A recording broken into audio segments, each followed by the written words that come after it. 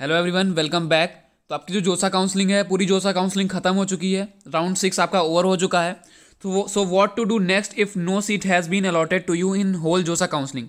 तो अब आपको आगे क्या करना है। अगर आपको कोई भी सीट नहीं अलॉट हुई है जोसा के अंदर, आपका राउंड 6 ओवर हो गया है और आपको अभी तक कोई भी सीट नहीं अलॉट हुई है, तो ऐसा ही बहुत सारे बच्चे हैं। Many students have got seat in JoSAA counselling in various NIT, triple ITs and GFTI.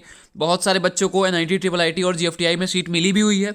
But why no seat has been allocated to you, लेकिन आपको कोई सीट क्यों नहीं अलॉट हुई है? ये किस वजह से होता है? All this happen because of these things. ये मैंने कुछ नीचे चीज़ें मेंशन कर रखी हैं। इन चीज़ों की वजह से ये हैपन हुआ है कि आपको कोई भी सीट नहीं अलॉट हुई है जोसा के अंदर। सबसे पहला क्या है कि no proper analysis of NIT, triple IT and GFTI.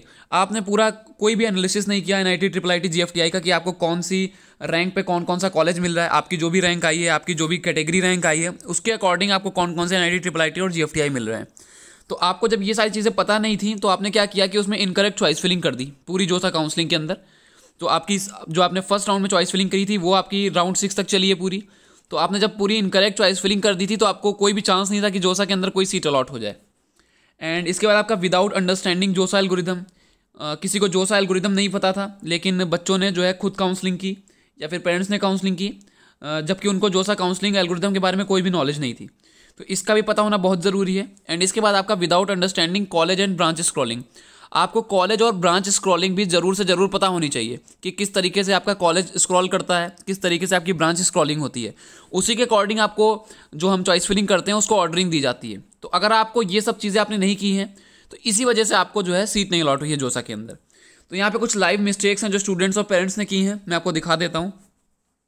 तो होता क्या है, जब आपके सामने डैशबोर्ड ओपन हुआ होगा स्टार्टिंग में जोसा राउंड 1 में, तो आपके सामने 423 या किसी बच्चे के में थोड़ी कम आई थी, किसी के बच्चे के में थोड़ी ज़्यादा आई थी। तो लगभग 400 के आसपास आपके सामने चॉइस फिलिंग ओपन होके आई। बच्चों ने क्या किया कि पूरी चॉइसेस फिल कर दी। तो इसमें क्या हुआ, इस केस में क्या हुआ कि काफ़ी बच्चों को बिल्कुल लोअर से लोअर कॉलेज अलॉट हो गया। और इसके बाद क्या आया कि जैसे मान लीजिए इसका अगर हम एग्जाम्पल लें सेकंड वाली इमेज का, तो इसमें बच्चे ने 55 चॉइस फिलिंग की। अब इसमें से 55 चॉइस फिलिंग ऐसी की जिसमें उसको कुछ भी नहीं मिल रहा था, उन्होंने प्रॉपर एनालिसिस नहीं किया और ऑर्डरिंग सही से नहीं की, चॉइस फिलिंग गलत कर दी, जिसकी वजह से उनको कुछ नहीं अलॉट हुआ। सेम इसी तरीके से यहाँ पे भी आप देख सकते हैं, बच्चे ने 27 चॉइस फिलिंग की थी लेकिन उसको कुछ भी नहीं अलॉट हुआ। एंड इसके बाद एक मैं मॉक का आपको एग्जांपल दे देता हूँ। बच्चे को जो है मॉक राउंड में अलॉटमेंट हुआ था गुरुकुल कांगड़ी विश्वविद्यालय हरिद्वार इलेक्ट्रिकल इंजीनियरिंग, लेकिन उसमें बाद में मॉक के टाइम पे उसने कुछ चेंजमेंट्स किए जिसकी वजह से उसने ब्लंडर मिस्टेक करी, जिसकी वजह से उसको राउंड 6 तक कुछ भी नहीं अलॉट हुआ। तो इन सब चीज़ों से आपको बचना है। ये जितनी भी ब्लंडर मिस्टेक हैं जो अभी तक करी गई हैं, इन सब चीज़ों से आपको बचना है। तो इन्हीं कुछ ब्लंडर मिस्टेक्स की वजह से आपको किसी भी एनआईटी, ट्रिपल आईटी या जीएफटीआई में कोई भी सीट नहीं मिली है। Now how to fix these mistakes. तो आपको ये सारी चीज़ें कैसे देखनी है, किस तरीके से आपको ये फॉलो करके अपनी पूरी आगे की सीसैप काउंसलिंग करनी है, जो आपकी स्पॉट राउंड काउंसलिंग होनी है आगे। तो इसके बारे में भी अभी हम आगे डिस्कस करते हैं। उससे पहले मेरा एक क्वेश्चन है आप सभी के लिए। Have you done your counselling after following these things. आपने अपनी जो काउंसलिंग की है, क्या आपने ये जो कुछ चीज़ें लिखी हुई हैं, क्या आपने इनको फॉलो किया था? क्या आपको जोसा एल्गोरिदम के बारे में पता था?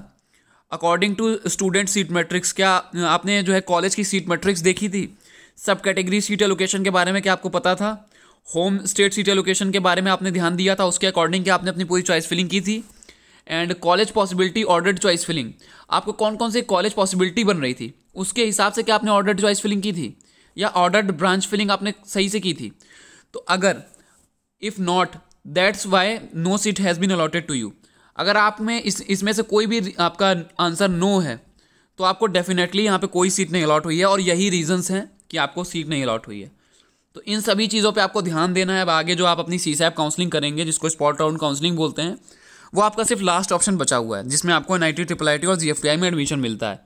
तो वो आपको बहुत ही ऑर्गेनाइज वे में पूरी काउंसलिंग करनी होगी, क्योंकि अगर आपके यहाँ से सीसैप निकल गया तो फिर उसके बाद आपके सामने कोई भी ऑप्शन नहीं बचता है, कोई भी दूसरा ऑप्शन नहीं रहेगा। तो ये सॉल्व करने के लिए हमने अपना पेड एक्सपर्ट काउंसलिंग प्रोग्राम बनाया है।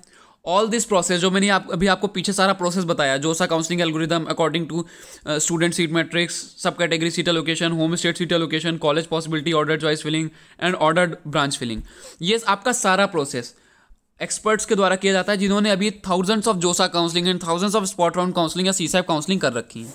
यहाँ पे कुछ रिजल्ट्स हैं जिन बच्चों को अलॉटमेंट मिला है, आप देख सकते हैं। बहुत सारे बच्चों को एनआईटीज, ट्रिपल आईटीज और जीएफटीआई में अलॉटमेंट मिला है, जिन्होंने हमारा expert counselling programme previously join किया हुआ था। आप देख सकते हैं IIIT भोपाल में electronics and communication, NIT Surathkal में computer science and engineering, and IIIT Bhopal में electronics and communication, MNIT Allahabad में। तो काफ़ी सारे बच्चों की जिनकी रैंक अच्छी थी उनको अच्छे NITs में अच्छी ब्रांचेस मिली हैं, और जिनकी रैंक थोड़ी सी ज़्यादा थी उनको कोई GFTI में अलॉटमेंट मिला है, किसी को IIIT में अलॉटमेंट मिला है। तो ये सारा अलॉटमेंट रिजल्ट है जो बच्चों को सीट्स अलॉट हुई हैं जिन्होंने हमारा paid expert counselling programme join किया था। तो अब आप अगर हमारा पेड काउंसलिंग प्रोग्राम ज्वाइन करना चाहते हैं तो आप इस नंबर पर कॉल कर सकते हैं।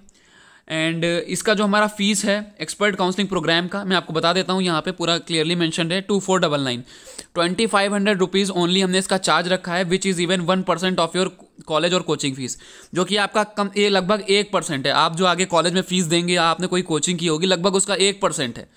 तो यही सबसे मेन आपके पास टाइम है। अब आपको जब जितने अच्छे तरीके से अपनी काउंसलिंग करेंगे उतना अच्छा कॉलेज आपको अलॉट हो सकता है।